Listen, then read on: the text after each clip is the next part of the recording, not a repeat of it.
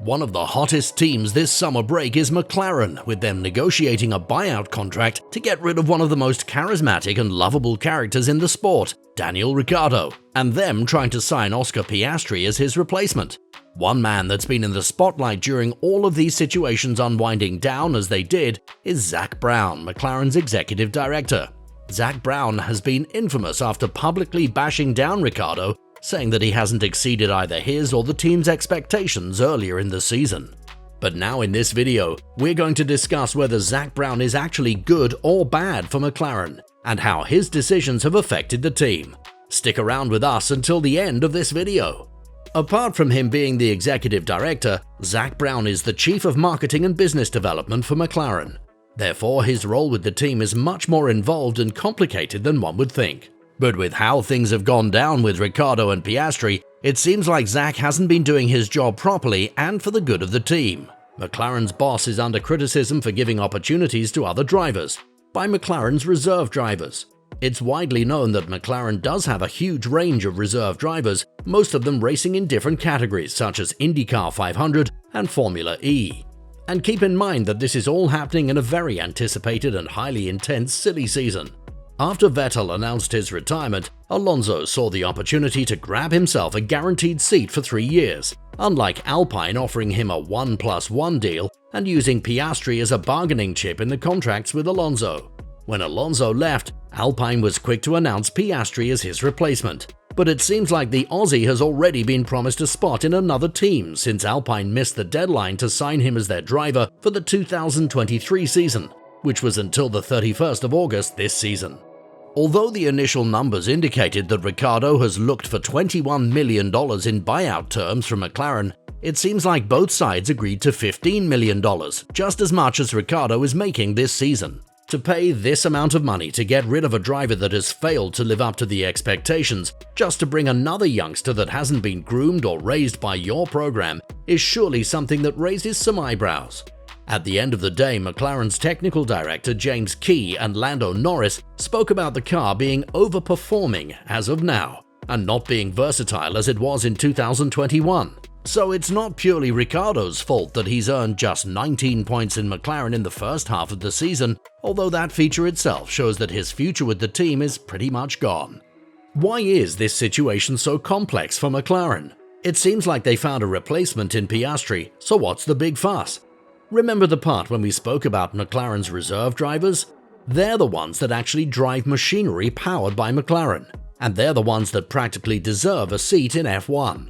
However, in an interesting turn of events, Alex Palou, Pato O'Ward and Colton Herta were all participating in the Alpine spot from 2023 and beyond. Speaking for ESPN, Pato O'Ward said, "I shouldn't be under that misconception. I think I'm racing very high, but it's still not enough to persuade them. It's a very faraway dream. There are several factors at play that are unfathomable to me. It made me chuckle. When I saw that, I laughed." Brown has presented the same trophy to several other drivers. There's ultimately just one seat, not 5, said Pato. What's even more bizarre for these 3 drivers that all anticipated the Alpine seat is that the seat is also wanted by Ricciardo and another F1 driver, Mick Schumacher. Of course, when you compare all of these 5 drivers, Ricciardo and Schumacher will always have more advantages due to their experience in an F1 car. The driver that Zak Brown has allegedly chosen to replace Ricciardo has been heavily bashed by Alpine's team principal, Otmar Szafnauer. Otmar has literally gone on a tear when it comes to Piastri, and his decision to leave the team that invested so much in him, helping him win the F3 and F2 championships, and invest huge intel and money behind his name when it comes to Alpine's car.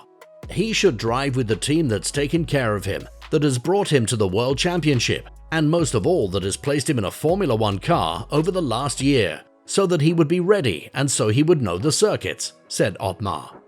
Zak Brown has had a good-bad relationship with Ricciardo, with him saying at one time that their relationship has never been better, just to go on and bash him about his performance after the Monaco GP and Ricciardo not being able to meet his or the team's expectations.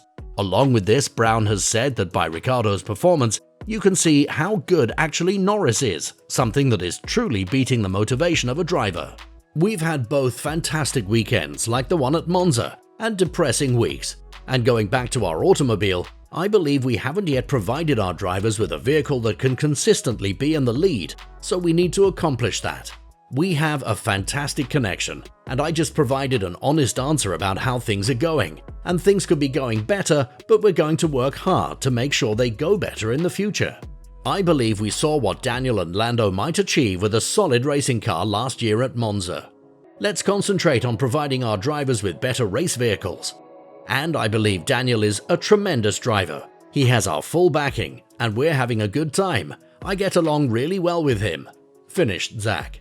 And after this, the rumors about his early departure started when Ricciardo wasn't able to perform well in the remainder of the races of the first half of the season. What's even more concerning is the fact that Piastri denied the seat in Alpine right after it was announced, meaning that he's probably already had a deal with McLaren set in place.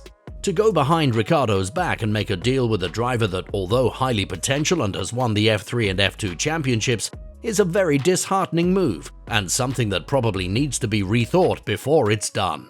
And that's exactly what Zak Brown did.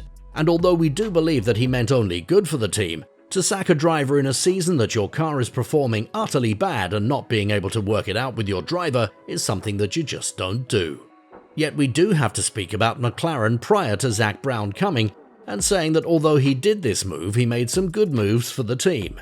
And he's probably one of the reasons why McLaren has won the P3 in 2020 in the Constructors' Championship.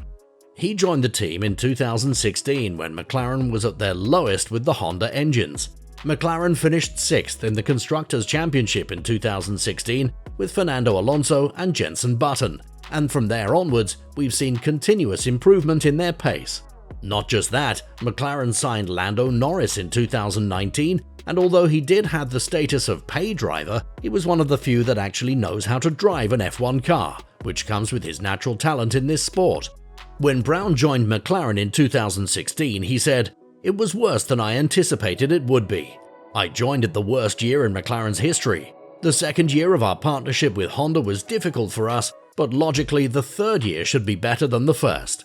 In the end, things worked out quite differently. That wasn't just Honda's fault, in my opinion, it was the ecosystem as a whole. Therefore, I mistakenly believed that I was entering something already on the upswing while it was still falling. So it was a surprise, but I knew given how many races this team has won and championships this team has won, there was a lot of potential inside. They may have just needed some new leadership and direction to unlock the talent that was here, is here, and it's been a terrific experience, said Brown. What do you think about Zak Brown and his tenure in McLaren so far? Let us know in the comments below.